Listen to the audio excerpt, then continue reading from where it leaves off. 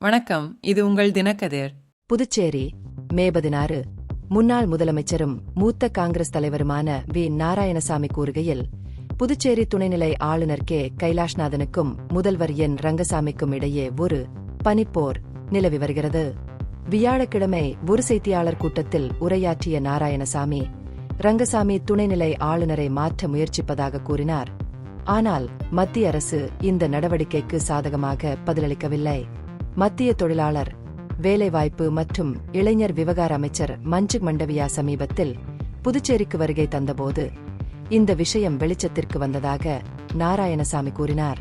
Union பிரதேசத்தின் நிர்வாக நடவடிக்கைகள் குறித்த தனது அதிருப்தியை, குறிப்பாக அதிகாரத்துவ திறமையின்மை தொடர்பான பிரச்சினைகளை எடுத்துரைக்க முதல்வர் இந்த வாய்ப்பை பயன்படுத்தியதாக அவர் குற்றம் சாட்டினார்.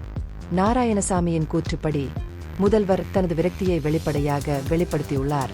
அமைப்பில் உள்ள தடைகள் காரணமாக இடமாற்றங்கள் போன்ற நிர்வாக நடவடிக்கைகளை தொடங்க முடியவில்லை என்று கூறியுள்ளார். அதிகாரிகள் ஒத்துழைக்கவில்லை என்றும், தேவையான மாற்றங்களை செயல்படுத்த தனக்கு அதிகாரம் இல்லை என்றும் ரங்கசாமி புகார் அளித்ததாக கூறப்படுகிறது. முதலமைச்சர் மற்றும் துணைநிலை ஆளுநருக்கு இடையேயான சர்ச்சைக்கு முக்கிய காரணம், மதுபான பாட்டில் மற்றும் கலப்பு அலகுகளை அமைப்பதற்கான அமைச்சரவை முன்மொழிவை முதல்வர் மறுத்தது என்று காங்கிரஸ் தலைவர் மேலும் குற்றம் சாட்டினார். துணைநிலை ஆளுநரை திரும்ப அழைத்து புதியவரை நியமிப்பது குறித்து பரிசீலிக்குமாறு ரங்கசாமி மத்திய அமைச்சரிடம் கோரியதாக கூறப்படுகிறது. இருப்பினும் இந்த கோரிக்கைக்கு ஒப்புதல் கிடைக்கவில்லை.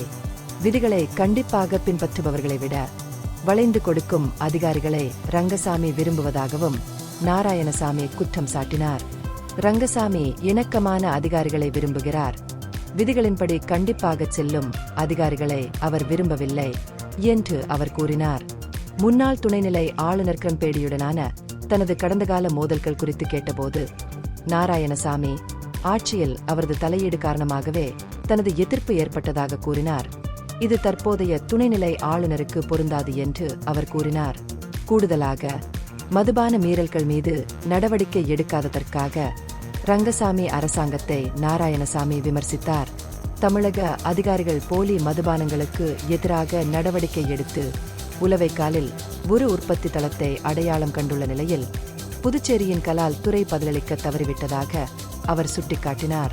முதலமைச்சர் மற்றும் அவரது அமைச்சரவை மீதான ஊழல் குற்றச்சாட்டுகள் அடங்கிய ஒரு ஆவணத்தை பிரதேச காங்கிரஸ் கமிட்டி தொகுத்து வருவதாகவும், அது விரைவில் இந்திய ஜனாதிபதியிடம் சமர்ப்பிக்கப்படும் என்றும் அவர் அறிவித்தார்.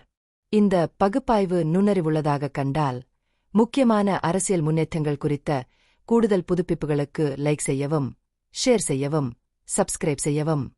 இது உங்கள் தினக்கதிர். நன்றி.